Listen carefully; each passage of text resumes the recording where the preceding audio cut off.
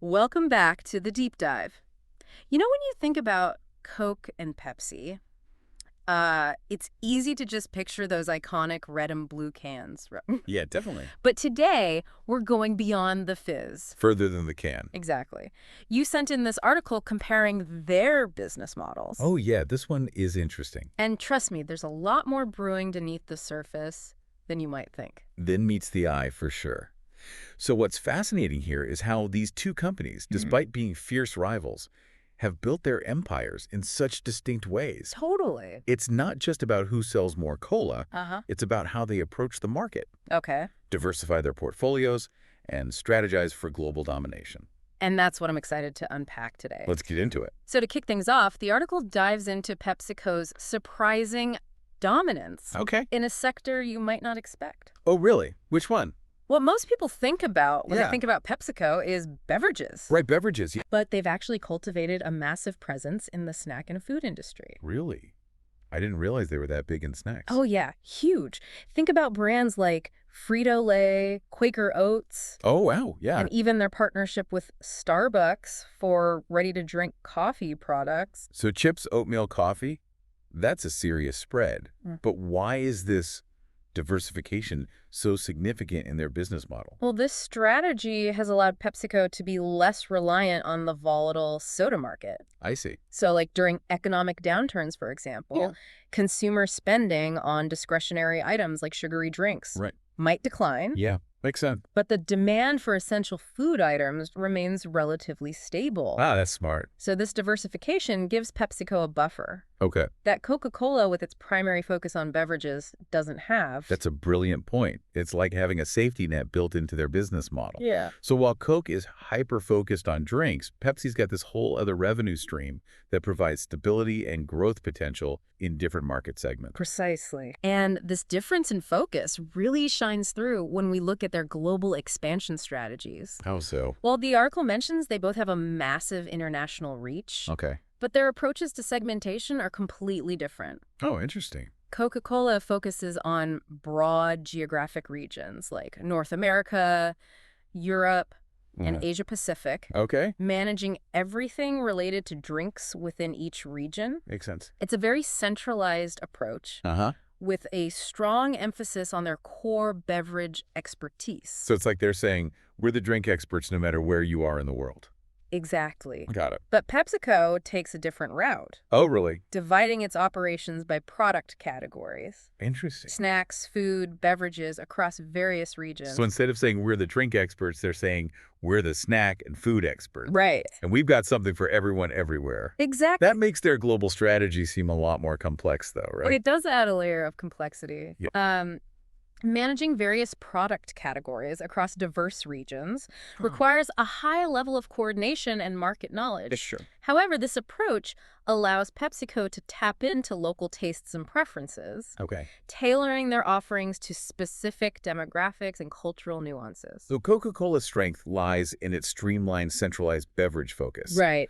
While PepsiCo's advantage comes from its adaptability and responsiveness to local markets. It's like two different paths to global domination. Which approach do you think is ultimately more effective? That's a complex question. Yeah. Both approaches have their own merits and drawbacks. Sure. Ultimately, their success depends on factors like market conditions, consumer preferences, Right. and their ability to execute their strategies effectively. Absolutely. All right, let's shift gears and talk about pricing, Yes, pricing. because this is where things get really interesting. I know, right? The article highlights a stark difference in their approaches. Huge difference. Coke uses what's called meet the competition pricing, essentially matching their rivals' prices. So they just keep their prices the same as Pepsi. Yeah, basically. While PepsiCo opts for demand-based pricing, Yeah, setting prices based on what consumers are willing to pay for their products. exactly. Yeah. You mentioned demand-based pricing. Can you give us a specific example of how PepsiCo determines that demand for a product, let's say a new flavor of Doritos?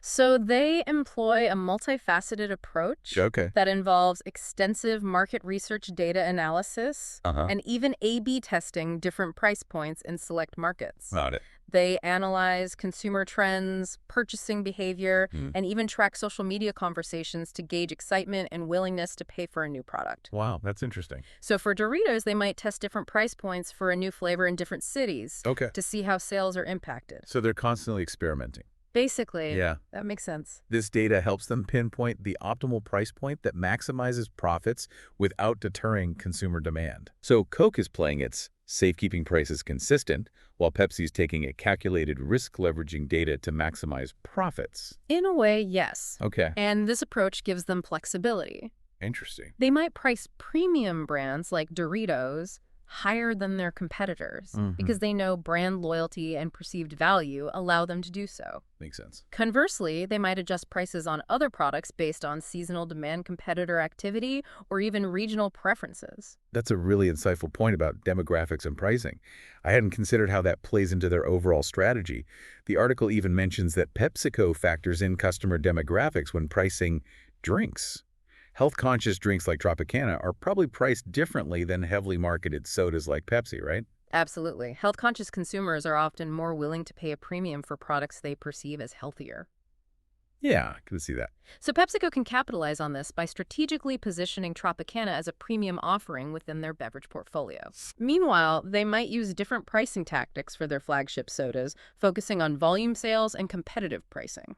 So it seems like PepsiCo is constantly analyzing data and adjusting prices to optimize profits across their diverse portfolio. They are. Wow. Now, I can't resist asking the big question. Hit me. Who's winning this epic cola war? That's the million-dollar question, isn't it? And the answer, unfortunately, is not so simple. The article does hint at who might have the edge, though, right? It suggests that Coca-Cola seems to hold a slight advantage in the carbonated soft drink market. Okay. Their global brand recognition and loyal customer base give them a significant edge in that specific arena. However, PepsiCo's diversified portfolio gives them a wider market presence right. and potentially more resilience to economic fluctuation. Exactly. And here's a fascinating paradox. Okay. Despite PepsiCo's larger overall revenue. Remember those snack sales? Right. Coca-Cola actually boasts a higher brand value. Really? It's ranked number 6 on Forbes' World's Most Valuable Brands list. You said Coca-Cola has the edge in the soda market, but their brand value is higher despite lower overall revenue. Right. Isn't that a bit contradictory? How do you explain that? It's not a contradiction. Okay, It highlights the difference between brand value and revenue. I see. Brand value is a more intangible asset reflecting consumer perception, loyalty, and the brand's overall cultural influence. Okay. Coca-Cola, with its long history, iconic marketing, and global recognition, Right. has cultivated a brand that resonates deeply with consumers worldwide, Yeah. driving higher perceived value even if their overall revenue isn't as high as PepsiCo's. That makes sense. Huh. So even though PepsiCo might be raking in more cash overall, the Coca-Cola brand still holds more sway in the global market. It's a testament to the power of brand building and emotional connection with consumers. It is. Fascinating. But before we wrap up part 1 of our deep dive, Okay. let's take a quick peek into the future. What's in store? The article hints at some major changes brewing in the beverage industry. Uh-oh, what kind of changes? Well, we'll be back in a moment to explore those trends in part 2 of our deep dive into Coca-Cola and Pepsi. Stay with us. Can't wait. Welcome back to our deep dive into the world of Coca-Cola and Pepsi.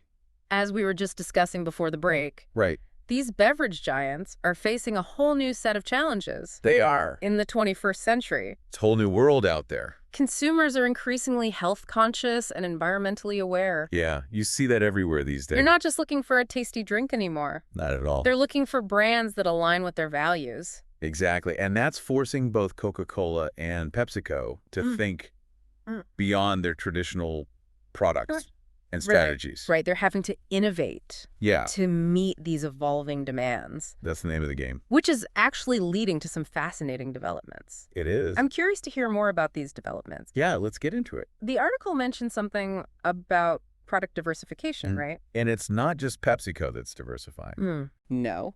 Even Coca-Cola, known for its laser focus on beverages, Right. is expanding beyond traditional sodas. I see.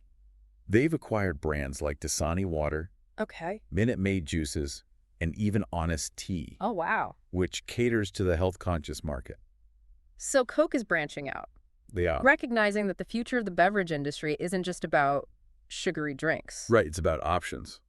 But what about PepsiCo? How are they adapting their already diverse portfolio to meet these new demands? Well, they're doubling down on their strategy of catering to a wide range of consumer preferences. Okay. They're introducing healthier snack options like baked chips and low-sugar granola bars under their Frito-Lay and Quaker Oats brands. I see. They're also expanding their portfolio of non-carbonated beverages with a focus on functional drinks that offer added health benefits. So many options now. Yeah, so many. It's almost like they're trying to become a one-stop shop Right. for all your food and beverage needs. Like from morning till night. From breakfast to late-night snacks. But this shift towards health and wellness isn't just about adding new products, is it? Not entirely, no. The article also mentioned reformulations of existing drinks. Yeah, reformulations. So they're changing things up. They are. With their existing products, too. Absolutely. So both companies are reducing sugar content in their flagship beverages. Okay.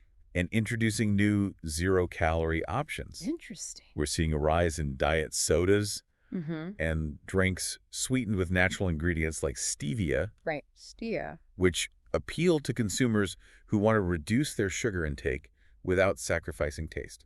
That makes sense. Yeah, makes sense. It's interesting how these global giants are having to adjust Right. their iconic recipe Like, that's a big to deal. cater to changing palates. Definitely. But this trend towards healthier options isn't just driven by consumer demand, is it? That's a good question. There are other forces at work here, too. Like what? Well, governments around the world are also playing a role, Okay. implementing sugar taxes Right, sugar taxes. and regulations aimed at curbing obesity and promoting public health. So those regulations are actually forcing Coca-Cola and PepsiCo They are. to adapt their product lines Right. and pricing strategies. So it's almost like a push and pull effect. It is a push and pull. Consumers are demanding healthier options, and governments are incentivizing companies to provide them. It's a perfect example of how market forces and public policy can work together to shape industry practices and ultimately consumer behavior. Absolutely. And speaking of consumer behavior, there's another major trend we need to discuss: Okay, what's that? the demand for sustainable packaging. Ah, yes, sustainability. The article highlighted some of the steps both companies are taking to reduce their environmental impact. It's becoming a critical issue for consumers, Right. especially younger generations who are more vocal about environmental concerns. Yeah, They're definitely. demanding packaging that's recyclable, Oh. biodegradable, Right. or made from renewable materials. So both companies seem to be taking this demand seriously. They are. They have to. They're investing in research and development to create more sustainable packaging solutions. That's good to hear. What are some of the specific initiatives they're undertaking? Well, we're seeing a shift towards using recycled materials in their packaging. Okay, recycled materials. Right. They're also exploring plant-based bottles, Oh, wow. which are made from renewable resources like sugarcane, That's interesting. and even aluminum cans, Okay, which have a higher recycling rate than plastic. that's good. It is good. But it's not just about the materials themselves. No, it's not. They're also looking at the entire life cycle of their packaging, right? Absolutely. They're looking into the big picture, So like from cradle to grave, from sourcing to disposal. both Coca-Cola and PepsiCo are investing in initiatives to improve recycling infrastructure Right. and reduce their overall carbon footprint. It's a holistic approach. They're working with local communities Ah, to promote recycling programs that's great. and partnering with organizations that specialize in waste management. So they're really trying to make a difference.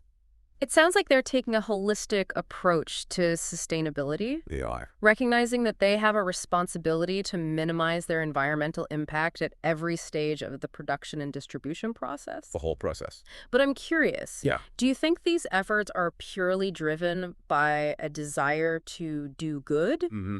or is there a business motivation behind it as well? That's a great question. Yeah, it's something I think about a lot. It's likely a combination of both. Okay, both. There's a growing awareness among corporations that sustainability is no longer just a nice to have. Right. It's a business imperative. In other words, being environmentally conscious is good for business. It is good for business. That makes sense. Consumers are increasingly choosing brands that align with their values. Right. They're willing to pay a premium for products that are ethically sourced and sustainably produced. Interesting. So for Coca-Cola and PepsiCo, investing in sustainability Mhm. is not just about saving the planet. Right. It's about securing their future in a market where consumers are increasingly discerning Okay.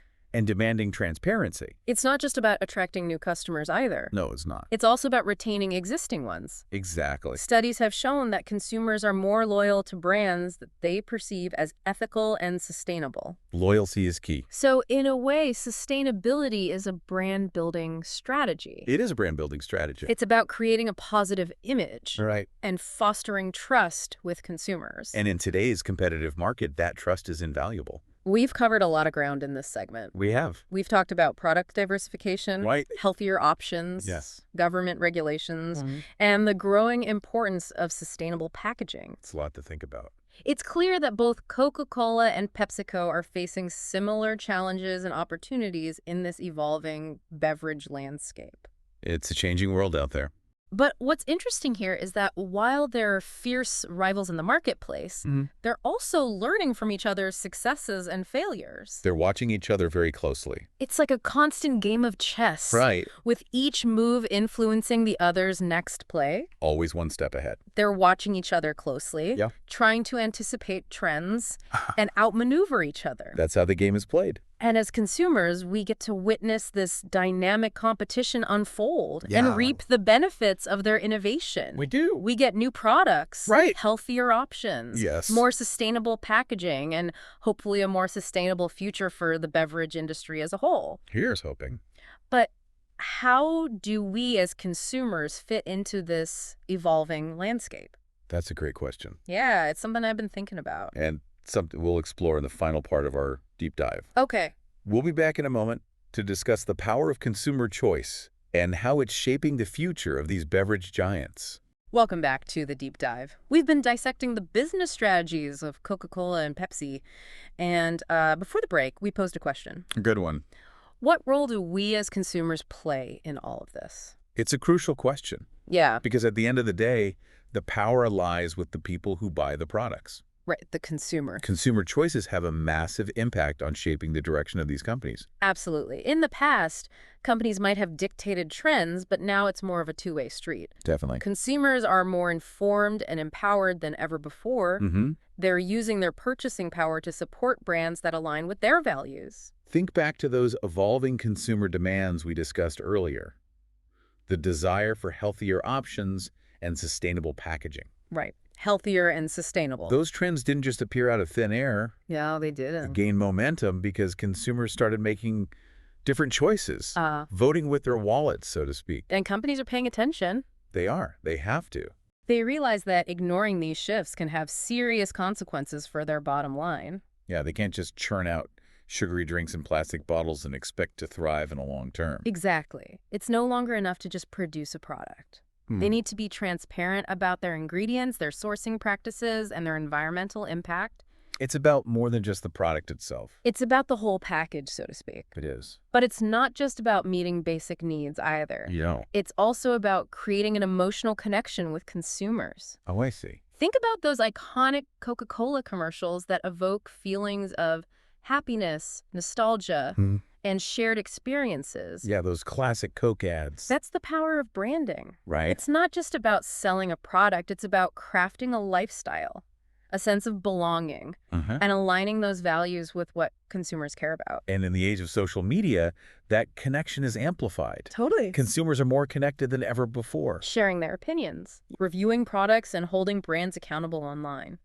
Companies can no longer control the narrative. Right, they're losing control. They have to be authentic, engage in meaningful conversations, and build genuine trust with their customers. Otherwise, they risk being called out. Yeah. Or even boycotted. It's a whole new ball game. It is a new ballgame.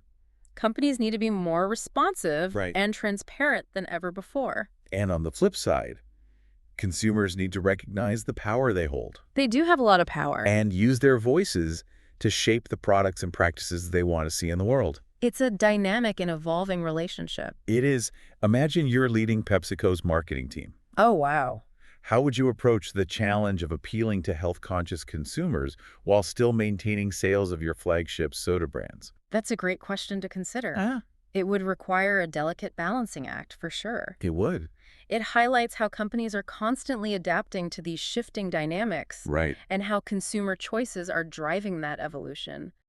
It's not a static landscape. No, it's always changing. The beverage industry, like many others, Mhm. is in constant flux, and we as consumers are part of that equation. So as we wrap up our deep dive into the world of Coca-Cola and Pepsi, It's been a journey. we hope you've gained some valuable insights into their business models, global strategies, Hmm. and the forces shaping their future. But more importantly, Mm-hmm. we hope you've gained a sense of empowerment as consumers. You have more influence than you might realize. That's true. Your choices, your preferences, and your voice can shape the direction of these global giants and influence the kind of world we want to live in. That's a powerful thought to leave our listeners with. It's not just about choosing between Coke or Pepsi. It's about understanding the larger forces at play and recognizing the role we all play in shaping the future of the industries that impact our lives. Absolutely. Thanks for joining us on this deep dive. We'll see you next time.